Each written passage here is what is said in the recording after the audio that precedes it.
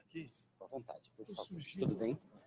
Obrigado. O tempo que vocês acham que é legal para abrir a discussão. Depois abra para o debate. Tá bem. Por favor.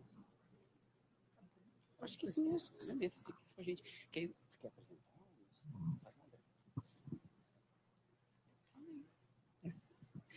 Bem, então, nós vamos começar essa sessão. Agradecemos muito a presença dos nossos convidados.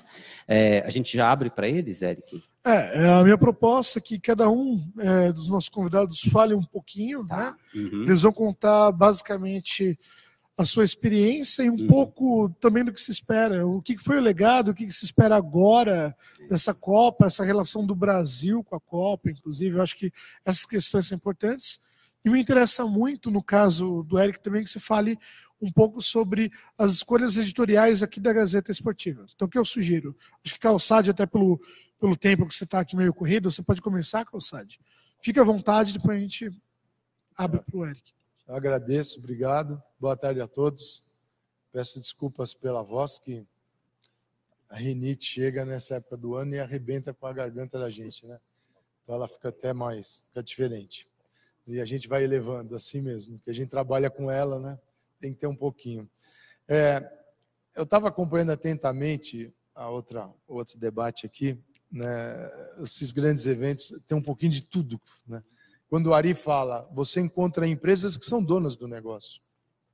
São donas, parceiras, às vezes até com a venda comercial casada com o Comitê Olímpico, como aconteceu com a Globo. Então, você é parceira. Então, você não enxerga tudo aquilo. Você depois cobre quando os caras são presos, mas não produz matérias com as falcatruas. Isso não aconteceu, né? Eu lembro que nossa posição lá na ESPN sempre foi muito crítica em relação a esses eventos, porque a gente sabia, como todos nós, sabemos exatamente como as coisas acontecem e que você geraria muitos milionários, né? Porque as coisas são daquele jeito que a gente está vendo mesmo. Infelizmente, não ficou nada fora do modelo que a gente imaginava.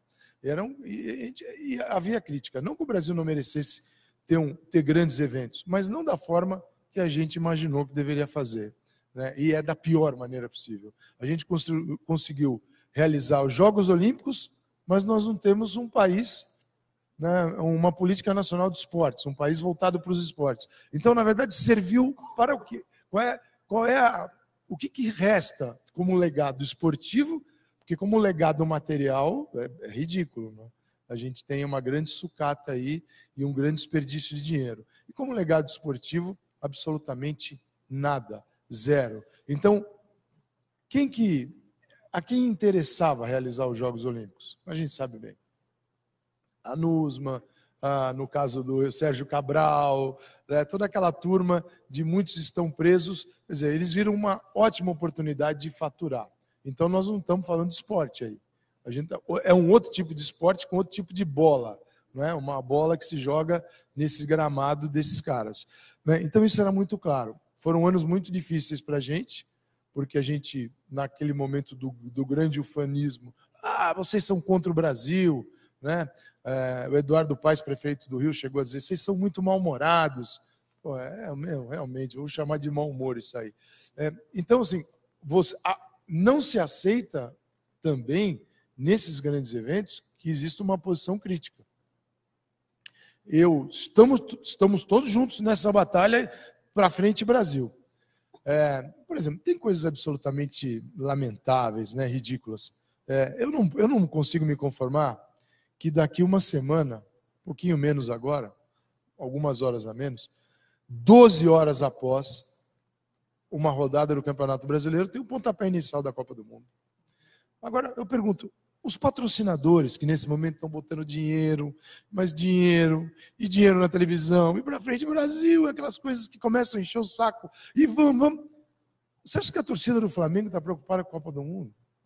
A torcida do Palmeiras? O palmeirense não fala de outra coisa hoje, Copa do Mundo. O Palmeiras ganhou ontem, o Grêmio, o palmeirense não está nem aí. Então, assim, as entidades, no caso aí a CBF, ela consegue trabalhar até contra o próprio negócio dela, que é a seleção. Porque ela consegue terminar uma rodada Aí vem o começo da Copa do Mundo, termina a Copa do Mundo e já vem um jogo no dia seguinte. É como se a Copa do Mundo não existisse. E a Copa do Mundo, infelizmente, é o negócio dela, que é o melhor negócio do mundo. Pega o jogador dos outros, devolvo o machucado, se machucar, e eles que se virem. E ganho minha grana com os meus patrocinadores, que neste momento estão picando dinheiro na televisão, porque ninguém está prestando atenção nisso. Eu entendo a necessidade do patrocinador, entendo a necessidade dele ganhar dinheiro, e é importante que a gente crie um círculo virtuoso no esporte para que esse dinheiro venha e tenha um bom destino. Mas, nesse momento, eu espero que eles tenham percebido que estão jogando dinheiro fora. Porque se o campeonato está parado há 15 dias, serão 15 dias de foco neste envolvimento Copa do Mundo. Porque a Copa do Mundo é legal. Quem não gosta? Né? A Copa do Mundo é legal. Eu não sou contra a Copa, adoro a Copa do Mundo. A Copa do Mundo é um evento mágico, sensacional, como os Jogos Olímpicos. O problema é o que está embutido nisso, né? E quando os canalhas tomam conta, como tomaram aqui. Então, sim, a gente tem vários problemas, né? O problema do ponto de vista do negócio, do ponto de vista da participação, de como os meios de comunicação se relacionam com os problemas por terem interesses comerciais, isso é crítico. E aí existe também a questão de preparação.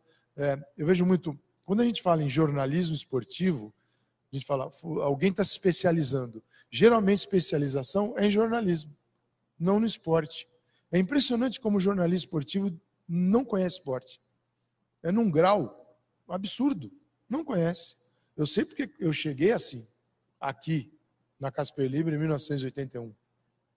Eu sei tudo. Assisto 1000 horas por semana de mesas redondas, leio a Placar, leio a Gazeta Esportiva, né? Num site não existia naquela época, felizmente, né? Já eram outros tempos, mas eu sabia tudo, me achava o máximo. Depois de um tempo já jornalista, eu vi que eu não sabia, que eu gostava, que eu tinha o ponto de partida, que era a emoção, era o gosto, era o prazer, mas o esporte eu não conhecia. Aí então é hora de recomeçar no esporte e buscar conhecimento acadêmico para poder entender um pouco do que acontece lá dentro e fora do campo, das quadras, né? E foi o caminho que eu achei que era o melhor para mim naquele momento, para não ficar ali numa zona cinzenta que você nem sai, nem entra e fica ali. Então, aí você começa a ver o esporte de outro jeito, né? O esporte de uma outra maneira. E tem muita coisa, né? Assim, no caso, assim, eu sou um cara muito ligado ao futebol. O esporte é tão fantástico, e o futebol mais ainda, que nem eu estava aqui sentado, estava olhando, tem um grupo de WhatsApp aqui, de caras que estudam futebol, aí eles estavam mostrando um artigo de um mestre que citava um doutor, professor doutor, e os dois eram contra o conhecimento no futebol. Eu falei assim, o futebol é tão mágico que o professor se revolta contra ele mesmo. Porque tem também dentro do mundo acadêmico uma ideia de que o futebol é aquilo. Não vamos mexer no futebol. Ele é assim, aquele futebol mágico e lúdico por todos os tempos. O futebol não muda. E o futebol, ele acompanha a sociedade onde ele está inserido. Qualquer esporte acompanha a sociedade. Quer coisa mais inserida na sociedade do que a NBA? Na americana. A gente gosta de uma série de coisas. Mas você quer aqueles esportes tão representativos da sociedade norte-americana e o futebol em cada região representando o conhecimento ou a falta dele, mas ele evolui, o esporte segue, o conhecimento empurra o esporte, e a gente não aceita isso no esporte. O esporte ele tem sempre uma presença lúdica com aquilo que nós abraçamos em determinado momento da nossa vida. É muito nítido isso com ex-jogadores, comentaristas. Geralmente o futebol parou no dia que eu parei de jogar. Bum, congela. Queria gente brincando na rua, estátua, ficou estátua. Aquela sua visão, ela servirá para o resto da vida. São poucos que continuam entendendo as mudanças, as transformações. E ele não é nem pior, nem melhor. Ele é contemporâneo. Não existe... A gente ódio ao futebol moderno. Não existe futebol moderno, existe futebol contemporâneo. O futebol lá em 1863, quando os caras se reuniram, vamos dar um jeito nessas regras aqui, cada um joga de um jeito, né? Ali que para mim é o início do futebol, a partir do momento que você define algumas regras básicas, Pô, em plena Revolução Industrial, você quer que futebol não carregava aquilo? Claro que carregava, como trouxe para cá no início do nosso século. Então, assim, a gente tem que... o meu exercício dentro desses mega eventos, né, para não perder o fio da condução aqui, é tentar sempre entender, ver onde eles estão inseridos, onde aquele evento... Por exemplo, Copa da Alemanha, uma Copa espetacular, uma Copa maravilhosa de fazer. Assim, do ponto de vista logístico, dentro de um país desenvolvido, aquilo era um sonho. Aí o que acontece depois? Aí você começa a ver a FIFA fazendo grandes negócios. Para a África do Sul, era importante para a África do Sul receber. Aí é Brasil, agora a gente tem a Rússia, né? A Rússia é um país que respeita direitos humanos, né? Até os cachorros estão sumindo da rua, né? Tem as entidades internacionais que estão fazendo o maior barulho porque os caras desapareceram com os cachorros. Os cachorros estão, sim, pegou, passou tantos dias, bum, mata. Então, se imagina o resto. Quer dizer, então, esse é um país que não tem problema nenhum, vamos levar o futebol até eles. O Catar também. Esse é para onde estão indo os mega eventos, né? Com esse tipo de negociata. Não estou defendendo que só em país desenvolvido, tudo brilhante. Não, mas espera aí. Nós temos um mega evento, vamos conversar, né? Sou FIFA, Brasil. Vocês não respeitam nenhum calendário. Vocês querem fazer Copa do Mundo sem calendário? Vamos fazer o seguinte: dá um jeito aí na casa, no calendário, nos picaretas, aí você vem aqui ser candidato para fazer Copa do Mundo, ok? Não. O negócio, eu quero fazer negócio com você, tomar o meu dinheiro. Teve o maior lucro da história da FIFA, Copa realizada no Brasil, né? Porque os caras conseguiram tudo o que eles queriam. Então, é importante olhar para tudo isso. Está num veículo que te permite enxergar, porque nem sempre você vai conseguir. Vai ter pauta, vai ter espaço para esse tipo de coisa, porque é aquele para frente Brasil, vamos embora. Então, acho que tem horas que assim, afeta um pouco, né? Acho que tem gente que daqui a pouco vai estar um pouco afetada, e outros vão embarcar nessa coisa do para frente Brasil. Repito, a Copa do Mundo é demais, mas a gente não pode perder a nossa capacidade de criticar e de entender os movimentos, o que esses grandes eventos significam. Eles são fantásticos, estão inseridos numa sociedade diferente do Pierre de Coubertin atrás, né? Não dá para comparar uma coisa a outra. Não dá para comparar a Copa de 1930, que pediram pelo amor de Deus para as seleções participarem, né? E hoje você tem o mundo querendo jogar. É a mesma Copa, só que com uma baita diferença. Então, elas evoluíram. O momento é esse. Mas ele, às vezes, é preocupante. Ele preocupa a gente, porque a megalomania, assim, essa megalomania da FIFA e do COI é algo que você não... Se a gente fosse realizar uma Copa no Brasil no ano que vem, é capaz de eles pedirem para demolir todos os estádios, porque o padrão agora é outro e tem que fazer os estádios novos. Não, porque a placa de publicidade, essas coisas é nesse nível. A nossa placa de publicidade, ela aumentou, ela tem 1 metro. Então, na altura da placa, para o torcedor que está sentado na primeira cadeira, ele não enxerga a linha do gramado. Logo, você derruba o estádio e faz outro. Então, é mais ou menos por aí que o manual dos caras é esse. Aí, como eu digo, sempre caia quem quiser, né? Para começar é isso. Obrigado, Calçade. Vou até aproveitar, passando para o Eric, eu acho que algo bacana comentado aí, ou que rende o pensamento esse ufanismo, acho que foi muito devido ao Brasil e à Copa no Brasil. Então, quem sabe, pegando aí, quando eu vi a entrevista do Jamil, eu pensei, quem sabe agora a imprensa ganha certa liberdade para ser um pouco mais crítica e menos ufanista. Porque aqui no Brasil, me parece até que era uma obrigação ser ufanista. Agora, quem sabe, a gente não sabe ainda como vai ser a cobertura da imprensa, mas quem sabe vai ser mais crítica. Então, acho que até para falar isso, eu queria ouvir do Eric Cancelheiro, aqui, editor executivo aqui da Gazeta Esportiva, comentando como foi essa abordagem antes, então, em 2014, da Copa, da própria Olimpíada, e como vai ser agora. Eu queria saber quais são as decisões editoriais. Fica à vontade aí, Eric. Legal. Fica à vontade, uns 20 minutos. Bom, primeiro, obrigado, professor Eric, meu xará, professor Carlos Costa, que sempre abre as portas para a gente. Para mim é bastante legal ter a possibilidade de pular um muro. No caso aqui não é pular muro, né? É trocar uns andares, né? Sair da redação e vir para o mundo acadêmico e para debates que tiram a gente da nossa rotina do dia a dia, que é jogo o tempo todo. A gente tem 2 veículos na minha área, no meu setor. Um é a Gazeta Esportiva, que eu concordo com o Paulinho, que foi meu parceiro de redação lá no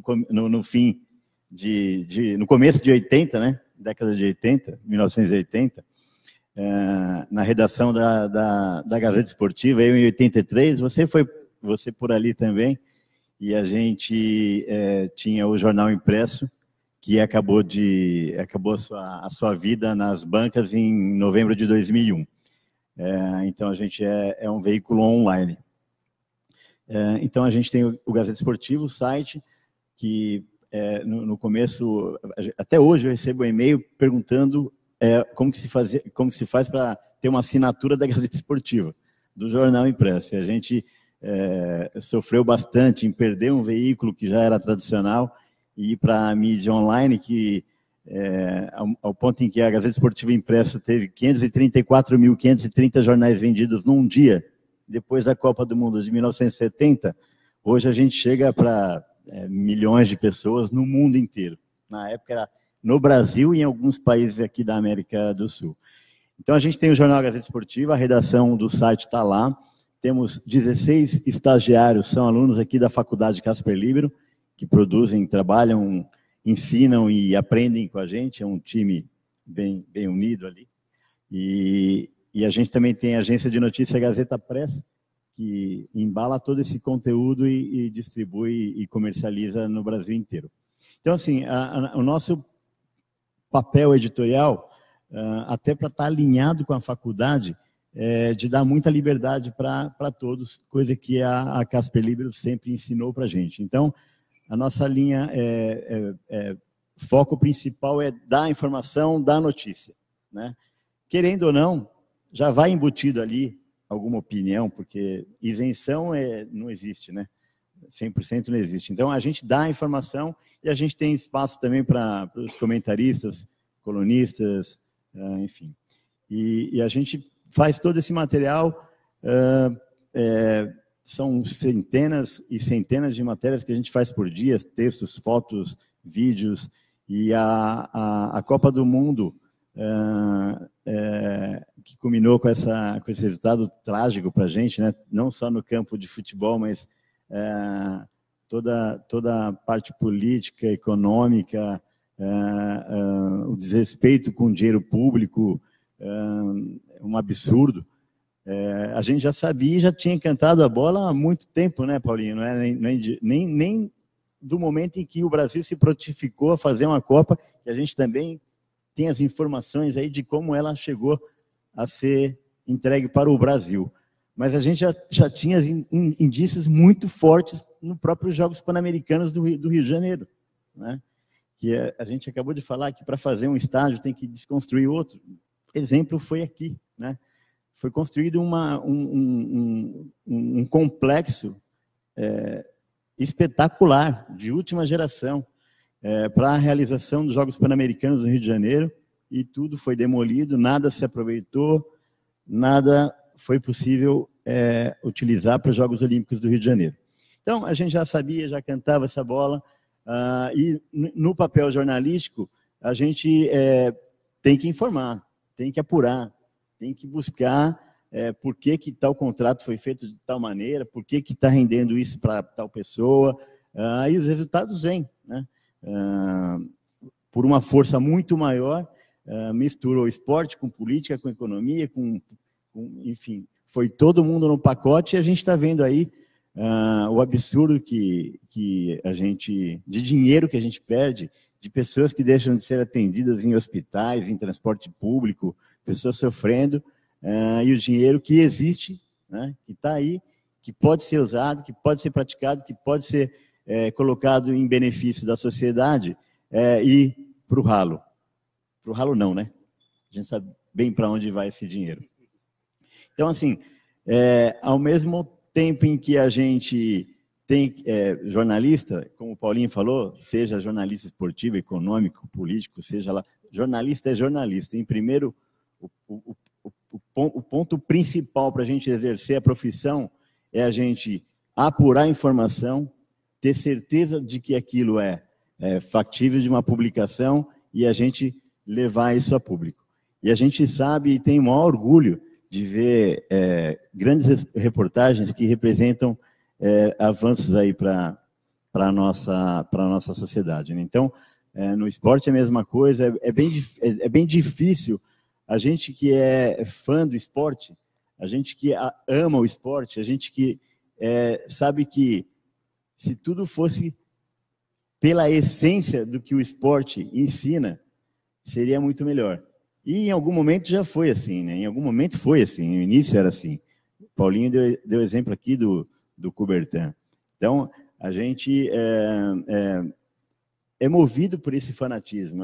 Quem não gosta de ver uma bola rolando numa Copa do Mundo ou num Palmeiras e Corinthians, né? Vendo um Nadal jogando contra um Federer, né? Mas ao mesmo tempo que isso é fascinante, a gente tem que tirar o coração da redação e partir para o lado mais prático, né?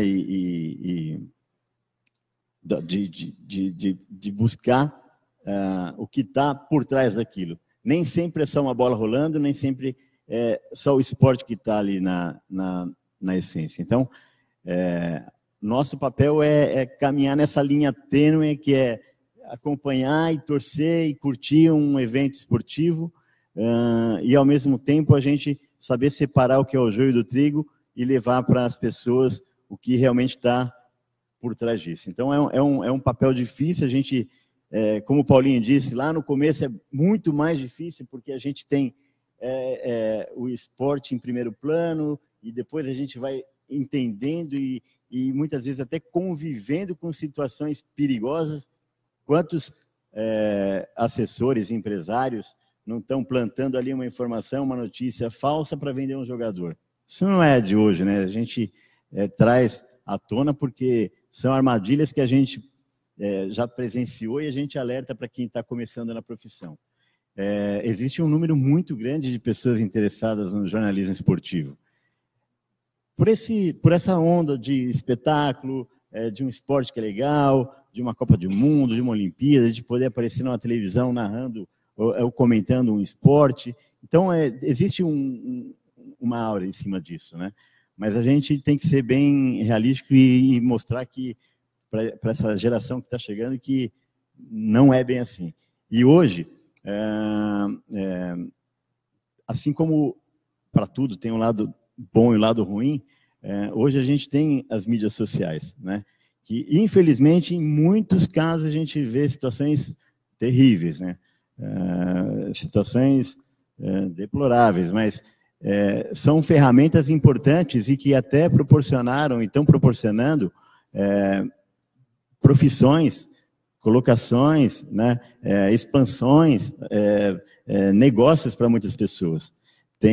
A gente percebe e acompanha vários casos aí que surgiram ali no começo, bem simples e tal, e o negócio se transformou. Tínhamos aí até a presença de alguém que foi da máquina, né, do esporte, né?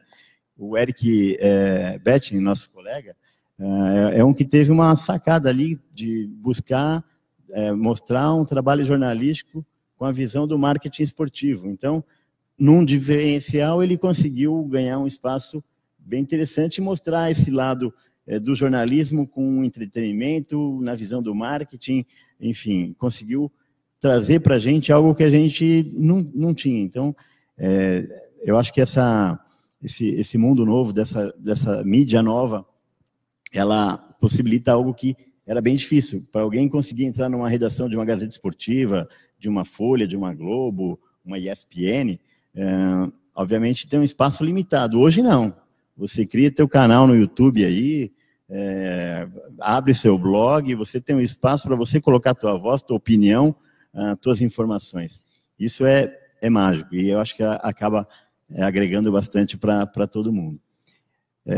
Para começar, acho que é isso. O Paulinho falou praticamente tudo no começo aqui, acho que explorou bem aí e acho que a gente pode abrir para as questões ou para os nossos convidados também.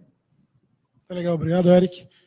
Vou abrir para as perguntas. Eu quero fazer uma logo de cara, só para puxar. Então, o CIP é um departamento que é um centro interdisciplinar de pesquisa. Quando a gente resolveu conversar, eu já vi que o dossiê ia ter um olhar também interdisciplinar. E Calçade falou, poxa, eu não conhecia esportes, eu gostava de esportes. Agora você também, Eric, falou, poxa, que olhar é esse? Como que eu trago um olhar do marketing? Como que eu trago um olhar dos negócios? Né? A gente chamava o Capelo, que traz um olhar dos negócios para o esporte. Então eu queria ouvir de vocês dois o que se espera, eu vou pegar um pouco da sua frase de o esporte hoje é um retrato contemporâneo. O que é esse contemporâneo? Então, quem que é o jornalista esportivo ou comunicador, o blogueiro que seja, mas qual que é a formação desse comunicador do esporte hoje? O que ele precisa, onde que ele aprende? Eu sou, primeiro, super favorável aos cursos de jornalismo, sou contra. Então esse é o primeiro ponto, porque já é a primeira batalha aí. Agora, para trabalhar, eu não consigo imaginar alguém trabalhando com arte, cinema, que não entenda de cinema. Não basta gostar. Para você fazer uma crítica de cinema, eu acho que é importante conhecer cinema. Se você conhece cinema, você vai entrevistar o diretor ou um ator, você vai ter muito mais conteúdo embasado, será muito mais respeitado. Então, assim, a super especialização, ela existe, ela acontece. Em algumas áreas, é super necessário. Eu percebi lá atrás, quer dizer, ou eu seguia nesse caminho, ou eu ia ficar num lugar onde muitos ficaram pelo caminho, e numa situação perigosa que a nossa profissão tem. Ela está sempre sob ataque, né? O momento é terrível. Então eu falei, bom, esse aqui é o meu caminho, me faz bem. Então eu preciso conhecer mais.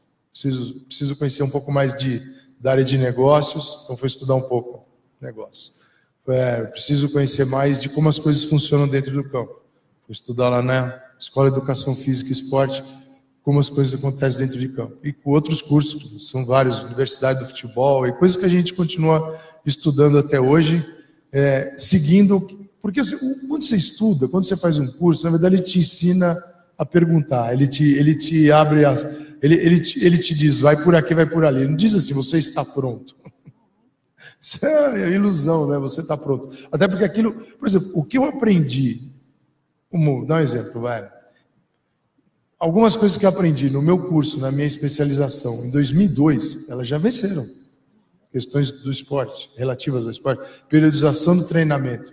Aquilo, a gente usava a periodização do treinamento russo adaptado ao futebol. Hoje, o futebol tem treinamento sistêmico, ele não está mais fragmentado, dividido. Ele é analítico, ele é o sistêmico. Você não divide o jogo, físico, técnico, tático, psicológico.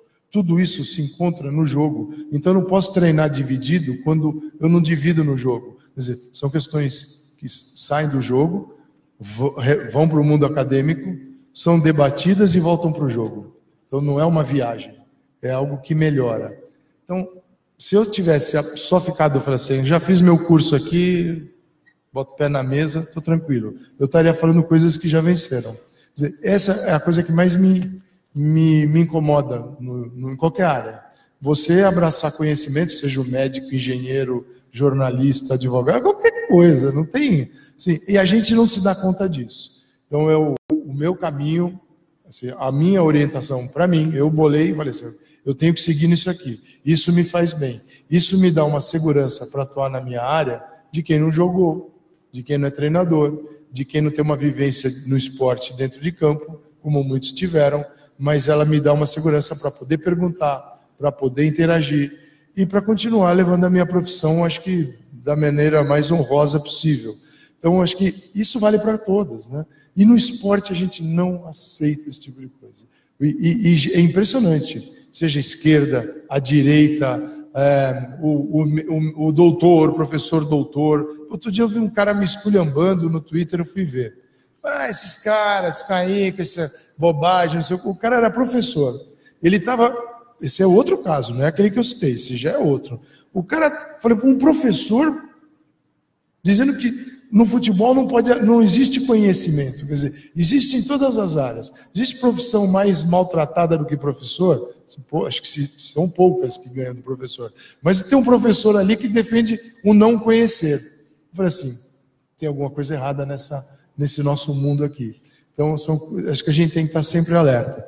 Mas é por aí, é conhecer. Não dou dica, não tenho fórmula mágica, foi o que fez bem para mim e me mantém vivo até hoje.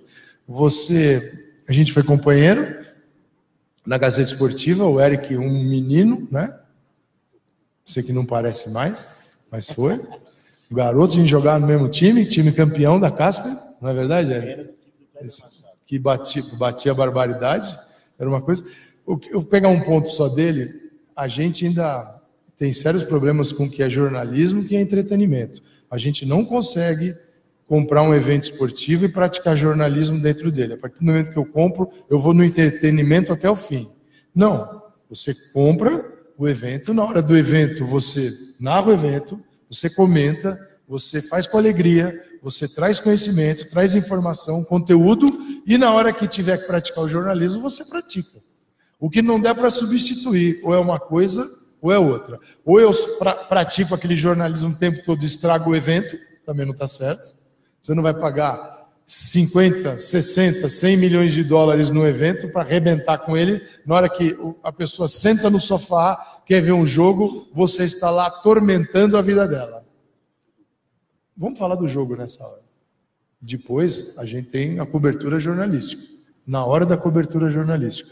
Se a gente entender o lugar de cada uma, é perfeito. O problema é quando ou é uma ou outra. Não, uma e outra. Bom, para complementar, o Paulinho sempre manda muito bem tudo aí, mas assim, eu vou falar rapidinho, até da minha experiência pessoal, eu queria ser jogador de futebol. Olhava o Zico jogando bola, eu quero ser esse cara. Minha mãe queria que eu fosse médico. E eu fui cair numa redação de jornal, muito cedo, com 14 para 15 anos, como office boy, como contínuo. E aquela profissão, aquele ambiente para mim era terrível, porque eu sempre fui muito tímido. Imagina alguém tímido exercer o papel de jornalista, que tem que perguntar e ser uma pessoa extrovertida aí. O povo não sai. Naquele tempo a gente saía briga na redação, as pessoas gritavam. Hoje eu vejo alguém falar alto lá na minha redação, os caras... Não, a redação era uma feira livre, não se fazia silêncio em redação. A gente acostumava fazer tudo o pau comendo. Coleiro, usava coleiro, né? Hoje colava lauda. Teve um dia que o coleiro voou, caiu na Barão de Limeira, lá embaixo, porque saiu um pau na redação, cadeirada. Não que eu diga que isso deva ser perseguidor, mas era uma coisa assim mais animada, né? E andando pela redação tinha que andar por baixo, porque era possível fumar, não era proibido fumar, né? Então a fumaceira, na hora do fechamento, era impossível enxergar, parecia que estava voando numa nuvem infinita. Bom, então eu comecei assim, e aí fui entrando naquele mundo, mergulhando naquilo, e fui me interessando, comecei a fazer pesquisas próprias, não era de responsabilidade, mas era interesse, e saber quem era Maria Esther Bueno, saber o que foi o Pelé quando era moleque, né? Como é que começou a história da Copa do Mundo? E com essas informações eu começava a ajudar a redação, porque eu acabava fazendo pesquisa. E aí eu acabei me encaminhando aí para o jornalismo, e como o Paulinho disse, eu acho que a especialização é importante, e o conhecimento ser constante. Você não é porque você se formou e você já está pronto, nunca, né?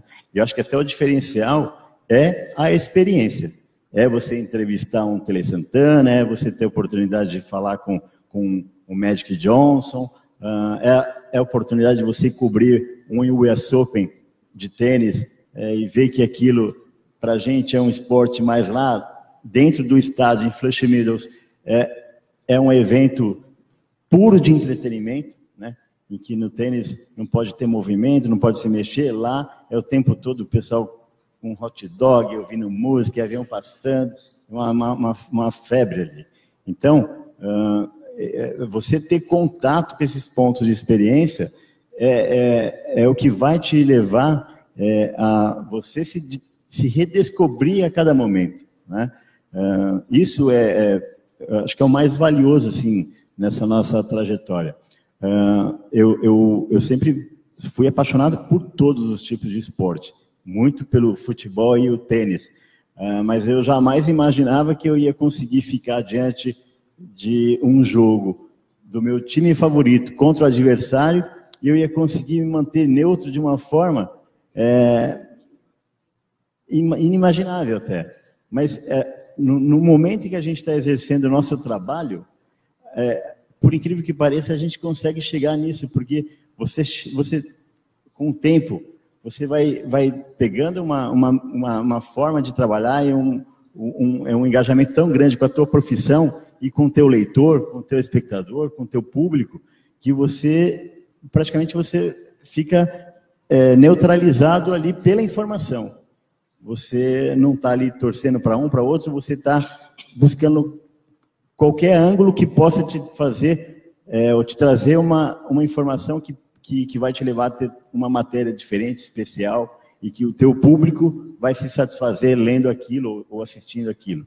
Então, agregando ao que o Paulinho falou, experiência, curso, ter a graduação, pós-graduação, e vários pontos de contato com essas pessoas que fazem parte do espetáculo, do entretenimento, do marketing, do organizador, tudo isso formam elementos que vão te agregar na sua experiência de vida e profissional.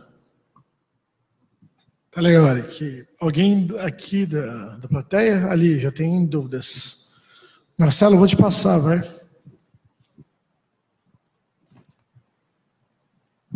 Obrigado. Boa tarde. Antes, parabéns aí para todos pela organização da revista, publicação dos artigos. Sou o professor Marcelo Cardoso, da FMU Laureate International. Eu gostaria de perguntar para os convidados sobre a participação do atleta ou do ex-atleta, ex-jogador, no jornalismo, né, na mídia.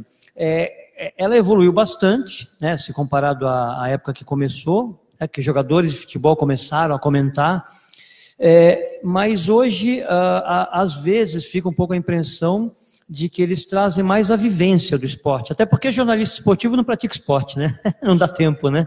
Eu queria que vocês comentassem um pouco como é que está essa participação, o quanto eles acrescentam realmente e se fica mais restrito à vivência ou em termos de conteúdo, de jornalismo, eles conseguem avançar um pouco nisso? Se precisa uma formação melhor, como é que vocês veem isso hoje?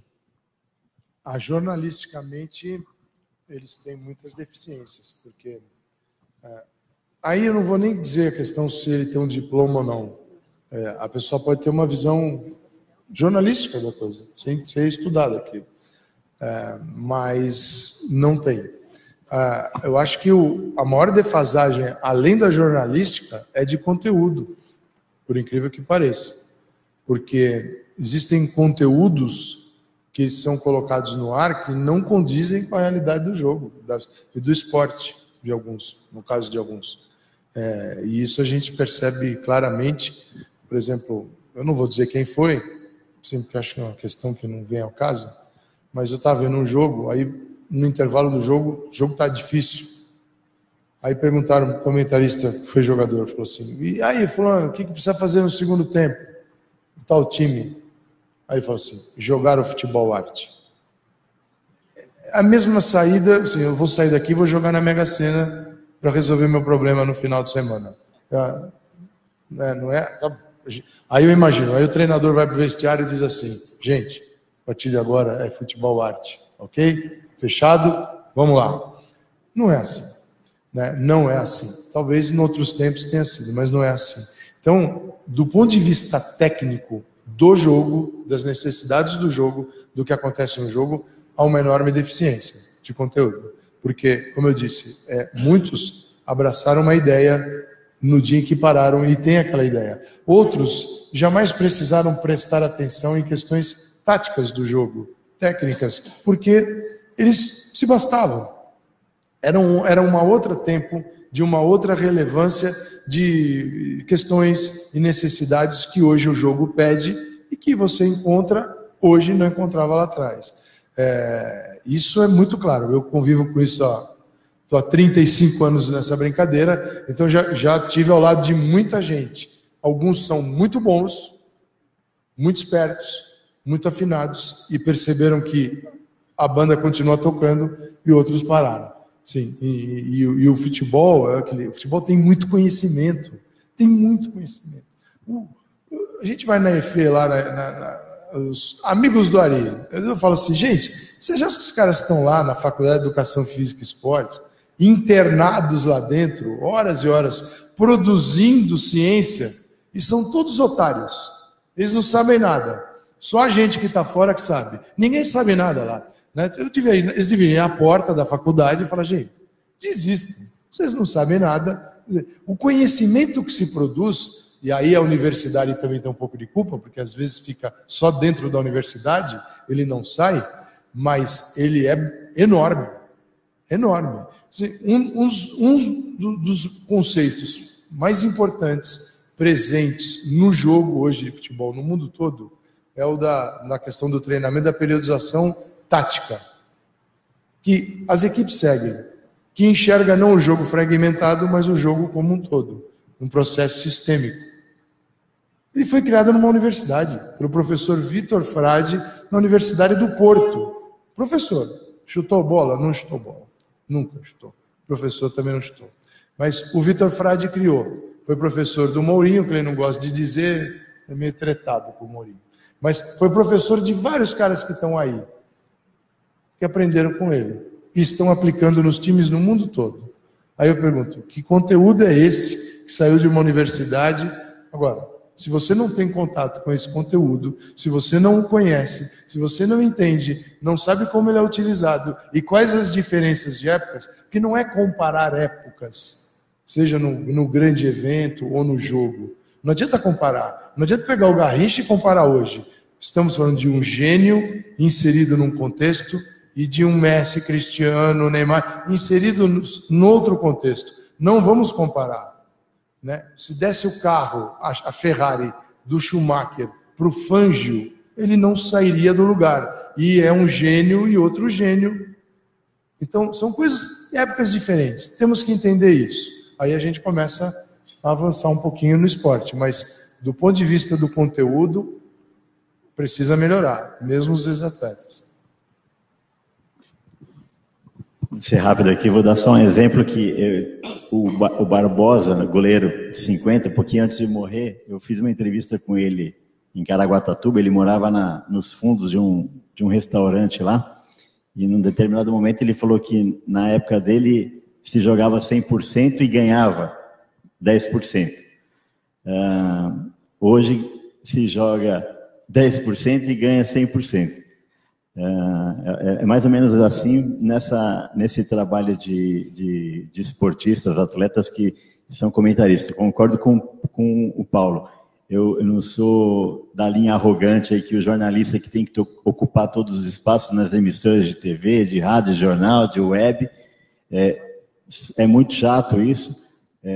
A experiência desses jogadores é importante. Sempre tem em algum momento algo que eles trazem que se faz um link, né, daquele comentário com algo que eles viveram e com o que a gente está assistindo. Tem experiências bacanas que a gente ouve, mas assim, na maioria, a gente não vê algo que agrega tanto e que poderia realmente trazer um diferencial através de um olhar de quem esteve lá em campo, né?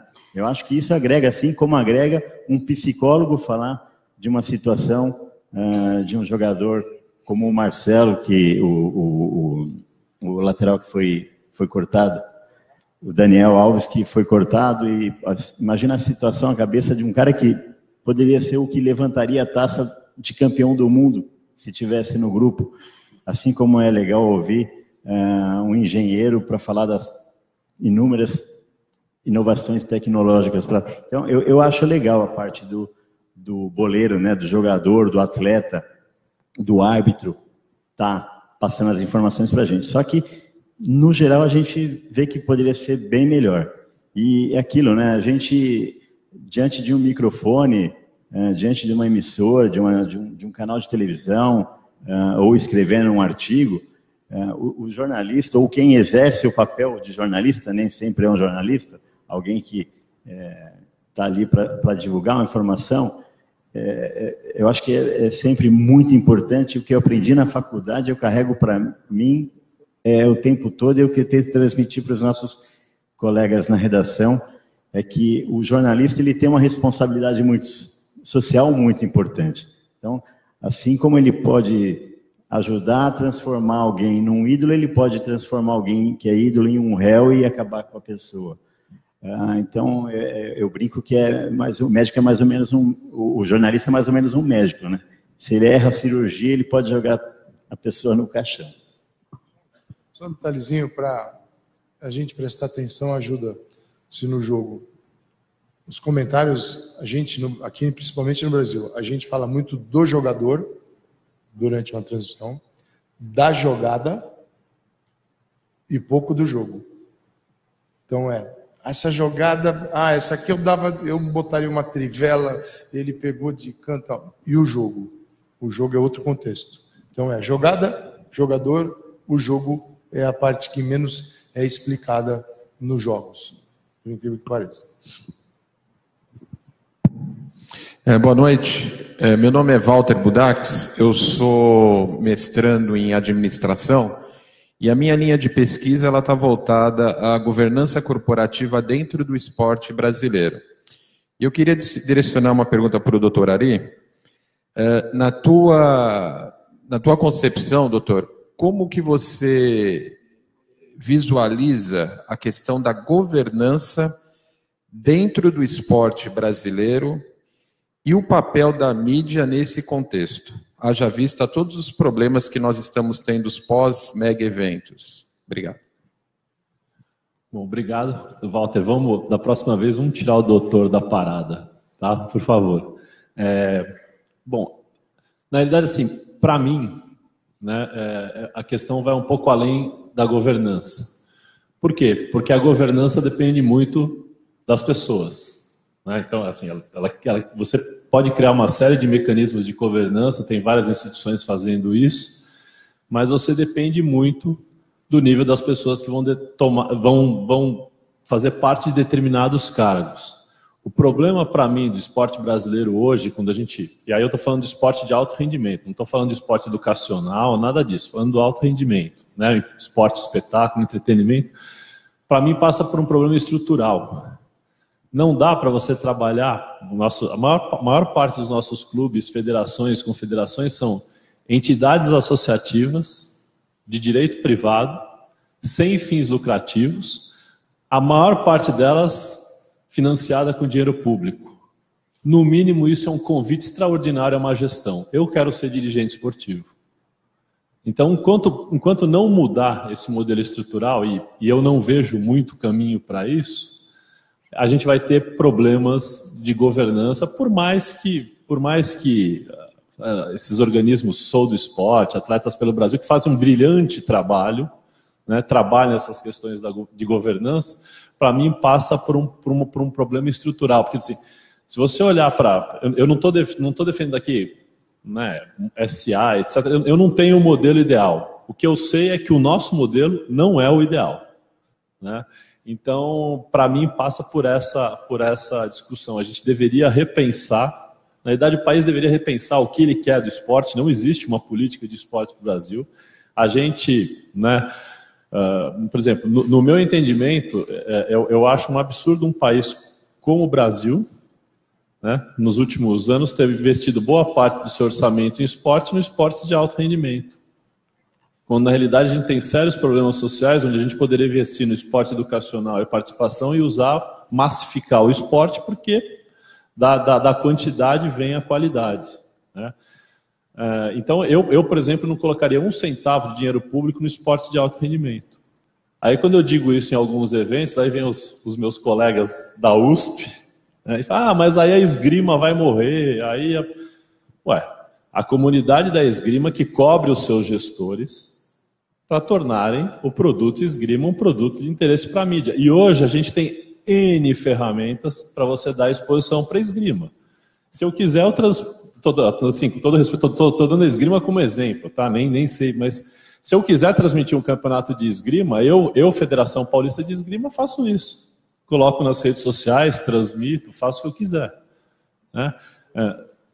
Então, transmito com isso aqui. E se eu fizer uma transmissão boa, os grandes veículos de mídia vão atrás de mim, porque elas estão atrás de audiência, estão atrás de bons produtos. A gente tem quantas emissoras de TV a cabo no Brasil com 24 horas de programação? Né?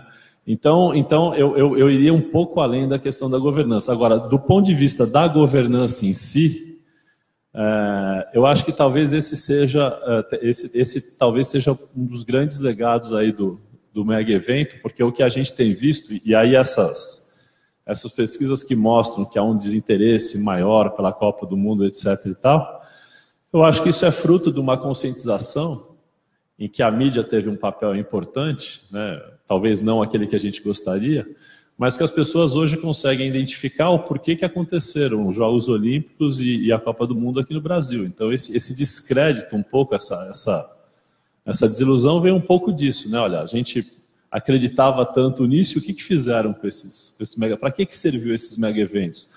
As pessoas hoje são extremamente bem informadas, porque elas não se informam mais também só pelas mídias tradicionais, né? Então esse desalento acho que vem um pouco disso. E aí a gente está, de alguma forma, abrindo mão, né, não só especificamente o futebol, mas não só o futebol como o esporte em si. Quer dizer, o futebol é o maior produto de exportação no Brasil. A gente não tem uma indústria do esporte no Brasil. Por quê? Por culpa da má gestão. Né? Na realidade, assim, a mídia tem suas falhas, a imprensa tem suas falhas, seus interesses, etc., mas o problema do esporte brasileiro está na gestão, não na mídia, na minha opinião. Tá? Nós estamos nos distanciando tanto do mundo do esporte, assim, mas tanto. Você pega do ponto de vista olímpico, quer dizer, depois desta, não é legado, nós tivemos depressão. Como é que fica o Brasil? Como é que vai ser o Brasil agora em Tóquio? Você nem está andando aí, daqui a pouco tu chega aos Jogos Olímpicos. Então, isso é um distanciamento, é quase um sumiço que vai acontecer. Do ponto de vista do futebol, também, porque nós estamos aqui fechados na nossa bolha, dentro da má gestão, cada um cuidando dos seus interesses bem pessoais e não do esporte. Então, nós estamos nos distanciando. A gente tem muito contato com esse, né, Ari? Você pensa assim, você não tem uma entidade séria, uma empresa que tem o objetivo de investir no futebol no Brasil. Primeiro porque ela, como é o sistema, me dá o seu dinheiro que eu cuido dele. Quem é que vai dar o dinheiro na mão de algum cartola brasileiro? Não vai fazer isso. Então, assim, o que isso gera é um distanciamento que eu não sei se um dia a gente vai conseguir recuperar. O Flamengo vai conseguir pagar a dívida dele, que era impossível. Se tinha algo impossível, era o Flamengo pagar a dívida de 750 milhões. Está quase lá. A gente não vai conseguir, né, a reinserção num esporte, seja o futebol, o basquete, o vôlei também. Eles trabalharam direitinho para poder roubar direitinho, né? A gente viu. Esses são os mais espertos, né? Eu produzo, entrego e também, ao mesmo tempo, passo a mão. Então, isso é que me preocupa, porque se um dia nós acordarmos, eu acho que a gente vai continuar. Esse menino do Santos, Rodrigo, 17 anos, você tem que correr para ver o cara. Eu não vi ainda, e eu acho que eu não vou ver esse menino jogar aqui. O Real Madrid, já está indo, né? O Barcelona, o Real Madrid, claro, o Santos começa a chacoalhar o leilão e está certo, o Santos vai resolver parte do problema do Santos. Ninguém vai ver. Você vê, aos 17 anos, a gente não consegue mais nada. Então, o nosso esvaziamento técnico, o conteúdo do esporte aqui, ele é absurdo. Então, é um negócio assustador. Assustador. Mega evento para nós, agora é televisão. Porque quando teve aqui, para nós, foi zero. E a maioria também assistiu pela TV, né?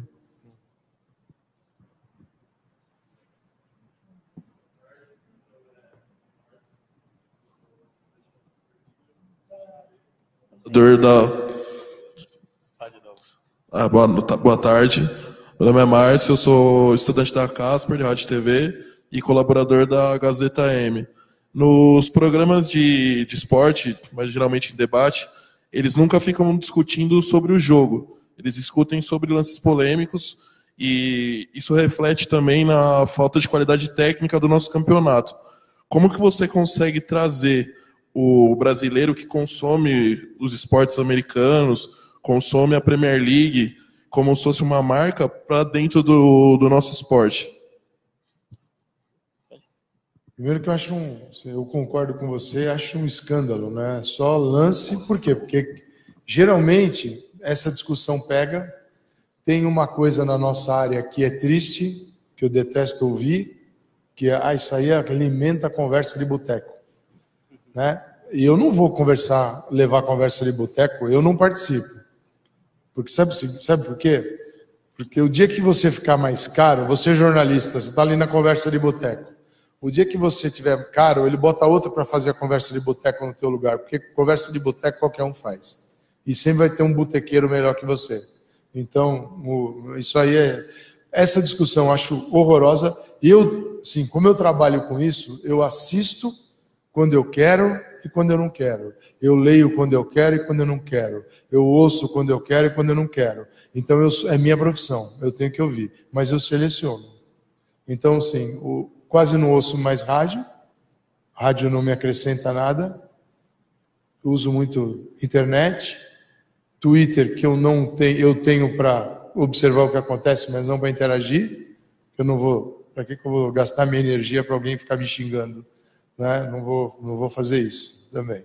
Ficar me xingando porque se foi pênalti ou não foi pênalti. Essas coisas imbecis que o futebol aprimora, né? Sim, eu tento ficar um pouco longe disso. Às vezes não dá, na maior parte do tempo sim. Eu tento levar um outro conteúdo. Lá dentro da ESPN, a gente tem um setor, a gente chama, que foi criado faz 2 anos, chama Data ESPN. A gente resolveu que a gente vai analisar o jogo de um ponto de vista técnico, que ele acontece. Da onde vem aquilo? Vem de conhecimentos que estão à disposição de todos, e a gente traz para o vídeo, para quem assiste, a realidade que está presente nos clubes mais desenvolvidos de futebol. Então, seja pelo lado dos números, que cuida o Ricardo Spinelli, ou pela análise tática, que é com o Renato Rodrigues. Da onde vem isso? Nós que inventamos? Não. Apenas que a gente pegou o que os clubes mais desenvolvidos no mundo, e alguns no Brasil, estão usando. Nós botamos isso dentro de uma emissora de televisão e falamos assim, nós vamos levar para quem está em casa, nos assistindo, o conteúdo que o jogador assiste, que o treinador recebe, que é feito dentro de um clube. Por que nós sabemos? Que o Renato era analista de desempenho do Corinthians. Ele deixou o Corinthians, fazia análise para o Tite, e aí veio fazer para nós. Então é o seguinte, o que ele fazia, aquilo que o Tite pedia para ele, daquela forma, ele leva para quem está em casa. Eu acho que esse é um papel relevante do jornalismo, de mostrar a realidade, olha, as coisas são feitas assim. Para mim, né, não é receita, para mim. Eu acho que levar conteúdo para quem paga, para o consumidor de esportes, o jornalístico, como as coisas são feitas, eu acho que é a coisa mais legal que tem. Como é que isso aqui funciona? Funciona dessa maneira. E dessa aqui, nós não sabemos, vamos aprender, vamos contar para ele. Agora, a conversa de boteco, foi pênalti, não foi, você é babaca, aquelas coisas não me levam a nada. Para mim, sabe o que parece? Sabe as lutas de telequete? É a mesma coisa, né? Tudo mentira, mas eu preciso ficar lá vendo aquilo. Eu não vou perder meu tempo vendo esse negócio. Bom, a gente tem público que consome. Então é por isso que existe essa prática. Então, vai mais uma vez aquela história, né, de que você ter uma criatividade, você buscar um ângulo diferente, isso dá trabalho. Isso gera consumo. Isso você tem que colocar alguém para pegar, testar, avaliar, aprovou, coloca. Aí tem que ver se vai dar resultado, se vai ter consumidor, se vai ter público para consumir isso. Então, não é tão simples. É uma máquina que está indo, está funcionando, aumenta, cai, mantém. Esse aqui sofre, porque ele vive de clique também. Então, ele precisa... Assim, você já viu alguma manchete te contar? A manchete sempre é um enigma, né? Para você abrir o texto. Se você a manchete resolver o que você quer saber, você não vai abrir o texto. Então, os caras têm que fazer mágica também. É a mesma coisa, a gente tem um modelo e a gente não abandona, por quê? Porque tem clique, porque tem alguém que compre esse conteúdo através da agência de notícia e é o que faz o mercado girar. Mas a gente sempre tem que buscar alguma coisa nova. Eu participei de um curso da Universidade de Southampton há bastante tempo, e eles mostravam como que ia ser o futebol inglês. Já estava saindo daquela história do hooligans, aquela crise toda, e eles já estavam começando a reverter e estavam indicando que o futebol inglês ia virar uma potência. E aí tem um estudo magnífico lá, e muitos dados. E eles já falavam, esses dados os times já estão usando, e isso daqui a pouco, não vai ter time no mundo que vai conseguir trabalhar sem isso. A gente até falou, pô, imagina colocar o Garrincha para ser guiado através desses números, né? Era um questionamento. Mas a gente vê hoje que todos os times praticamente têm esses softwares, e a gente, jornalista, também tem.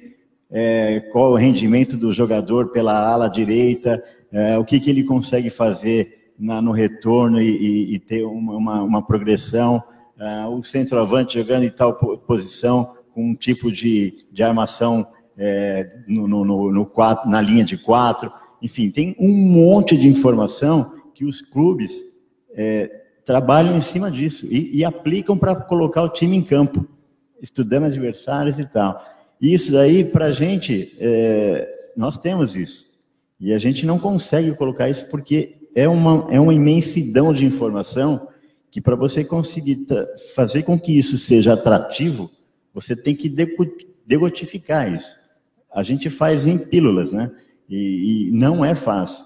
Você ter algo novo, você conseguir colocar um produto novo, demanda. E é isso que eu falo que hoje, saindo das redações tradicionais, tem um espaço e um campo muito grande para ser explorado, né? Quem tem a visão de buscar um ângulo, um nicho de mercado que não está sendo desenvolvido e praticado, tem uma grande chance de ganhar um espaço no mercado. Oi, gente, boa tarde. Eu sou Adilson. Tenho duas perguntas, na verdade, são um pouco breves. A primeira delas é que eu gostaria de saber, vocês entraram num debate bastante interessante sobre o que seria jornalístico e o que seria apenas espetacular na relação da cobertura esportiva. E o que eu gostaria de saber é se há uma perspectiva diferente a partir do momento em que os conglomerados esportivos, como a NBA, como a FIFA, buscam a transmissão desses eventos. E aí, queria saber de vocês se vocês veem isso com bons olhos a partir do momento que o jornalístico se pautaria apenas pelo jornalístico e não pelo espetacular nesse ponto de transmissão. Essa seria a primeira pergunta. A segunda delas é que eu queria saber também, de vocês que são experientes na área, se o jornalismo esportivo mudou a partir do momento em que o futebol brasileiro também mudou e começou a ver o futebol também como ciência na última década ou 20 anos.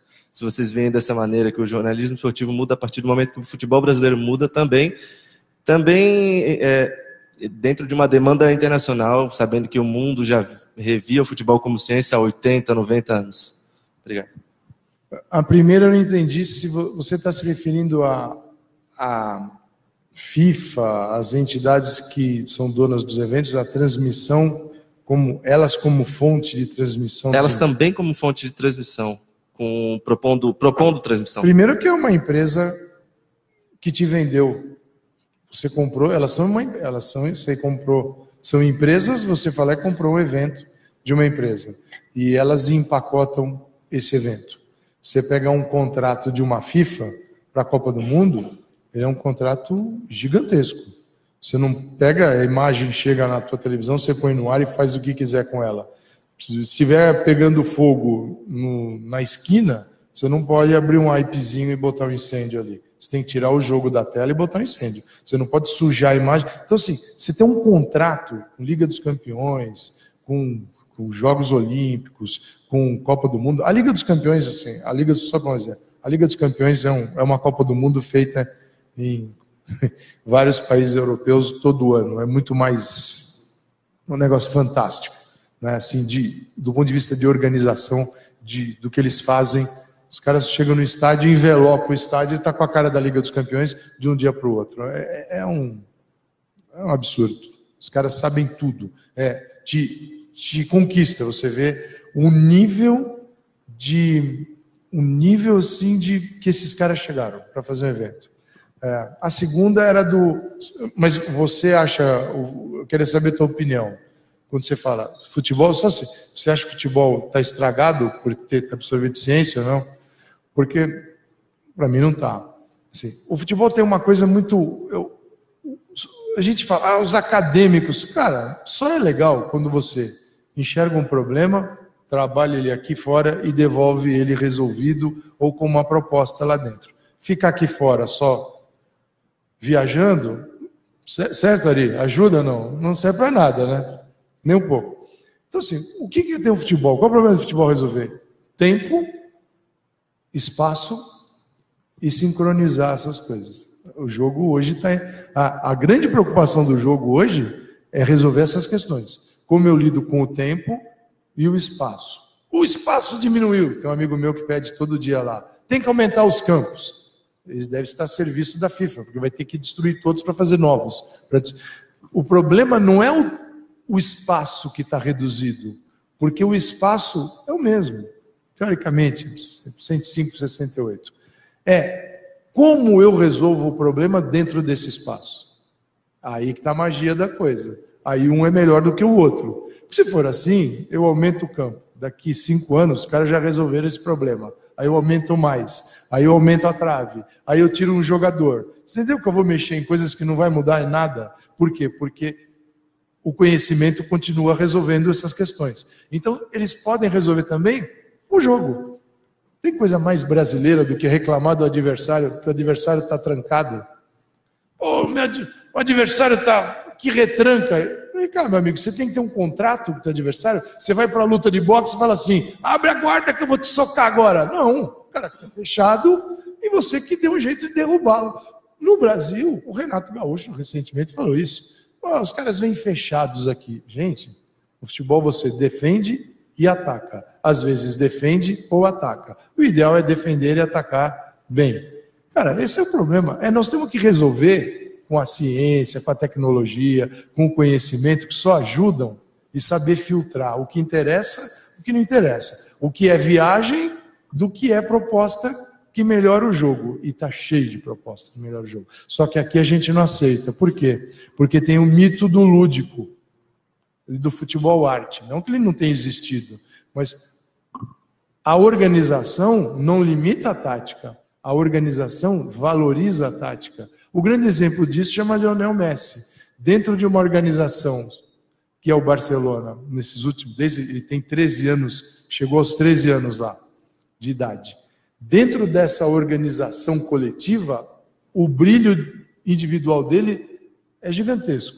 Quando ele vai para uma organização inferior, que é a Argentina, o brilho dele diminui. Então o problema é muito do coletivo também, onde ele está inserido. E aqui a gente acha que organizar é defender e não se organizar para atacar. Nós não conseguimos ainda convencer as pessoas aqui, ainda que você organiza nos dois momentos, no ofensivo e no defensivo. Então tem um mundo todo para a gente percorrer aí, e é bom porque eu preciso trabalhar até os 70 anos. Então eu preciso continuar trabalhando, gente. A gente se resolver todos os problemas agora, né, Eric? Não vai dar certo. Posso só dar meter um pouco no assunto? Você falou um pouco da questão, né, de quando, vamos dizer assim, o espetáculo atrapalha a questão do... Eu vou dar um exemplo claro. Eu não sei se vocês lembram, quem se lembra, no judoca brasileiro Felipe Kitadai, medalha de bronze nos Jogos de Londres. Né? Kitadai foi lá, ganhou bronze e aí teve a infelicidade de quebrar a medalha no banho. Aí, qual o olhar predominante da mídia? Quer dizer, o olhar predominante é, o cara quebrou a medalha no banho, será que o COI vai dar outra? Será que não vai? Levou a medalha para o banho, quebrou. E ninguém, ou muito pouca gente, deu espaço para saber o que o cara fez esses 4 anos para ganhar aquela medalha de bronze. Quer dizer, o feito, né, porque você ganhar uma medalha de bronze nos Jogos Olímpicos é um feito. O feito do atleta é deixado de lado e o que repercute é ele ter quebrado a medalha no banho. Então, aí o espetáculo atrapalha o esporte, né? Que nem outro exemplo claro, né? Nos Jogos de Pequim, o Michael Phelps chega lá, ele já tinha ganho 3 medalhas de ouro em Atenas, ele chega dizendo que ia bater o recorde de medalhas do Mark Spitz. E aí todo dia, né, e a natação é uma sequência, né? Então todo dia ele caía na piscina para fazer a trajetória, a saga do herói, né? E aí aquela coisa, quer dizer, o dia seguinte da audiência só estaria garantido se nesse dia ele ganhasse a medalha de ouro. Então, para a imprensa, de uma forma geral, principalmente a brasileira, né, porque aquilo era a audiência, quer dizer, na realidade, se algum dia, e teve um dia que ele quase perdeu, foi ali né, se algum dia ele perdesse, pronto, acabou. Toda a trajetória, toda a audiência tinha ido para o espaço, e é como se ganhar 3, 4, 5, 6 medalhas desmerecesse o cara, porque ele não ganhou as 8 que ele havia proposto a ganhar. Então, nesse sentido, às vezes acho que há um certo exagero do espetáculo em detrimento da valorização do atleta, da trajetória do atleta, do esforço, daquilo que ele constrói, né, para conseguir aquilo. E esses jogos de Pequim foram interessantes porque a gente tem um trabalho onde a gente acompanhou 2 jornais, né, 2 jornais paulistas, aí já estou dizendo quais são quase, a gente acompanhou a trajetória dia a dia do que eles falavam do Usain Bolt e do que eles falavam do Michael Phelps. Então o Phelps chega já com 3 medalhas da Grécia, dizendo que ia ganhar as 8 e bater o recorde do Mark Spitz de medalhas no único Jogos Olímpicos. E o Bolt, ele havia acabado de ser campeão mundial, mas em 2008 ele não era a figura que ele se tornou a partir dali, né? Então é interessante o quanto há uma construção de personagens. Quer dizer, o Bolt era jamaicano, treinava na Jamaica, país de terceiro mundo, desconhecido, já era visto como um potencial atleta, mas havia todo um certo, né, tanto que quando ele conquista ouro no 100 e nos 200, os caras vão entrevistar o Carl Lewis, e o Carl Lewis diz que ele não conseguiria isso se não tivesse usado substâncias indevidas. Então a conquista dele era de alguma forma questionada, sem ninguém ter ido, por exemplo, lá na Jamaica para saber o que o cara tinha feito lá. E aí depois ele faz a trajetória dele, e daí nunca mais ele passa a ser contestado. E o Phelps era americano, universitário, então toda a construção era, ele tem uma alimentação adequada, come pizza, carboidrato, banho de gelo. Então, na realidade, de uma certa forma, a mídia precisa desses personagens, principalmente quando o Brasil não está envolvido, para ganhar audiência. Então, nesse aspecto, para mim, às vezes o excesso de espetacularização acaba desmerecendo um feito esportivo, como se fosse fácil você chegar lá e ganhar uma medalha de bronze, por exemplo, no caso de um atleta brasileiro. Então, esse é o meu ponto de vista. Às vezes há um certo exagero. O espetáculo está aí, existe, é importante, é todo um sistema. É negócio, tudo é um grande negócio, mas é necessário haver às vezes um certo equilíbrio. Por exemplo, qual é o nosso contato com um equipamento olímpico? Por exemplo, quem já parou para falar, como é que é a argola, o cavalo? Isso faz parte do nosso dia a dia? Aí, chega nos Jogos Olímpicos, nós somos especialistas, né? Todo mundo é especialista nesse negócio. Se nem futebol, que é um negócio que está na alma, no sangue, a gente consegue se entender e às vezes, né, caminhar num sentido que consiga trazer um pouco mais de realidade da coisa. Por exemplo, tem algo que nesses eventos, em geral, está excluído. É o lado humano desse negócio chamado esporte. O esporte é feito por máquinas de rendimento. Então você lida com o atleta como se fosse uma máquina de rendimento, e aí a Daiane dos Santos tira o 3º lugar. Qual é a palavra que vai aparecer lá em cima? Fracassa. Não. Quer dizer, amarelou, fracassa, quer dizer, é de partir o coração, né? É de apunhalar, como se fosse um robozinho que, assim, e não tivesse ninguém em torno dela, né? Competidoras, atletas que pudessem ganhar. Então, o lado humano, ele é um lado completamente desprezado. Mas eu pergunto, vocês acham que um jogador, de repente, o cara não está apaixonado, está jogando? Pode estar Isso pode fazer dele um demônio dentro de campo, para mostrar para pretendente que ele é o máximo, marcar 6 gols, mas ele pode entrar deprimido. Essa moça diz para ele não, né? E ele é um ser humano, ele vive disso como todos os outros. Só que o rendimento dele, tudo isso fica talvez mais visível, né? E essas questões humanas são completamente desprezadas por conta de uma coisa muito rude, né? Do jornalismo, isso aqui é... Não que você vai levar aquilo na brincadeira, é sério, mas a gente tem que tomar um pouco de cuidado com isso, porque por conta de uma seriedade, acho que são cometidos tantos crimes no jornalismo esportivo que é um absurdo. Os Jogos Olímpicos, então, é de chorar. Ainda bem, se você fizer uma análise, né, mais ampla, né, é de chorar. A culpa é sua. Né? Eu estava procurando aqui, falei, por isso que eu gosto de sair do ambiente da redação e vir para o andar acadêmico, para eu ir lá e falar mal. Mas estava tentando buscar uma informação ou uma experiência, algum exemplo, né? E aí eu lembrei de um que foi bem legal, porque em Londres, a gente foi com uma numerosa equipe de um repórter e um fotógrafo, né? A Rede Globo devia ter uns 250 lá. E aí a gente falou, pô, vamos pensar em alguma pauta aí para sair do lugar comum. E a gente foi muito nessa parte do espetáculo e o jornalismo, né? Cerimônia de abertura. Todas as delegações, todas as autoridades, o mundo inteiro olhando lá o desfile de cerimônia da abertura dos Jogos Olímpicos de Londres. E a nossa numerosa equipe de um repórter e um fotógrafo foi para Portugal para ver como ia ser o dia do Balobé do Rouet. Balobé do Rouet, para quem não conhece, é que tem público geral, né? Não é só jornalismo, mas Balobé do Rouet foi um cavalo multimilionário do Rodrigo Pessoa, candidato ao título, em Jogos Olímpicos de Sydney. Eu estava lá, deu aquela refugada, o verbo refugar acabou saindo e nascendo aí praticamente, e o foco todo do mundo lá em Londres. E a gente foi ver como que era o Balobé desprezado, o Rodrigo Pessoa desfilando, empunhando a bandeira, e a gente, para conhecer a rotina do cavalo, a gente contou uma história. O jornalista, ele também vive muito de contar história, né? E aí a gente pegou e fez uma matéria bem bacana lá, que o Balobé estava desprezado, quase aposentado, mas ainda assim tinha uma vida de mega estrela, com psicólogo, com Balobé móvel, com nutricionista, enfim, um absurdo.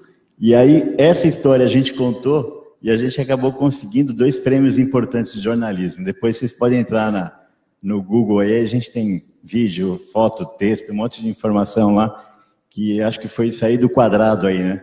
Sair do espetáculo e ir atrás da informação. Acho que esse é um exemplo que eu consegui puxar aqui para a gente ilustrar.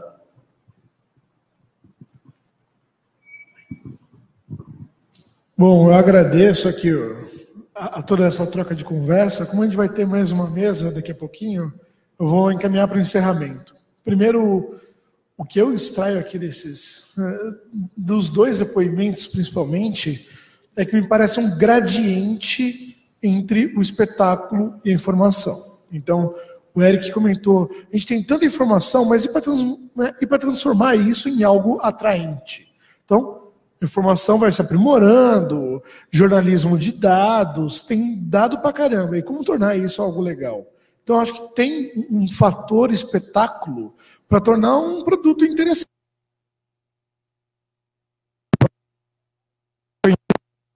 Tá aqui? Eu tô brincando. Então, né, nada conspiratório. Então, basicamente, ok, queremos um bom produto. E também, eu acho que pegando aquilo que o Calçade falou, a crítica destrutiva não serve ao jornalista esportivo. Você tem que ter parâmetros para saber o que é um bom espetáculo, um mau espetáculo, um bom desempenho, um mau desempenho, mas não pode derrubar a ponto de não enfatizar o espetáculo. Eu acho que talvez o desafio do comunicador seja o quanto informar, que horas informar e que horas entreter, ou como entreter com informação, né? Então, para encerrar essa mesa, eu só queria o agradecimento, últimas palavras de vocês. animados para a Copa. 12 horas depois do Brasileirão começa a Copa do Mundo, né? Então, assim, tá uma coisa animadora, né? A gente está se preparando as duas pontas, né? Mas eu agradeço aqui essa oportunidade, o convite. Foi legal. Assim, eu espero ter ajudado, não complicado, atrapalhado mais. A gente, depois de um tempo, você tem algumas convicções, você segue com elas, né? A gente sempre é bom rever, né, os posicionamentos, ver se a gente está no caminho certo ou não, e as suas convicções. Mas acho que é importante num ambiente como esse a gente passar um pouco das ideias de como as coisas aconteceram e daquilo que a gente também pode imaginar acontecer. Porque muito desse nosso passado recente, ele diz sobre o nosso presente, óbvio, e nos ensina sobre esse futuro que está chegando. E a perspectiva não é maravilhosa para o esporte brasileiro, para a cobertura do esporte brasileiro, para a imprensa brasileira em geral, que está vivendo dias assim terríveis, né, como todo o país, mas a imprensa massacrada, eu digo, por desemprego, por demissões, isso é terrível, a gente sabe bem como é que é. Então, agradeço vocês, muito obrigado pela paciência e até a próxima. Obrigado, professor Eric, professor Carlos Costa, Faculdade Casper Libero, os amigos aqui, todos vocês aí que tiveram paciência de ouvir a gente. Quem quiser continuar ouvindo, a Gazeta Esportiva tem um site, vocês têm lá os nossos contatos, mandaram Fale Conosco, eu vou receber lá e vou responder vocês. Quiserem conhecer a redação, estamos à disposição. Eu sou presidente da CESP, que é a Associação dos Cronistas Esportivos do Estado de São Paulo, que é no prédio aqui em frente.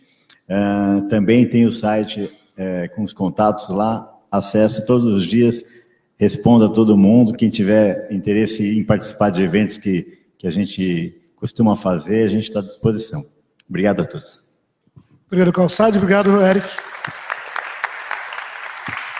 Vou dar 5 minutos de intervalo para quem quer ter uns toaletes ao final do corredor, ok?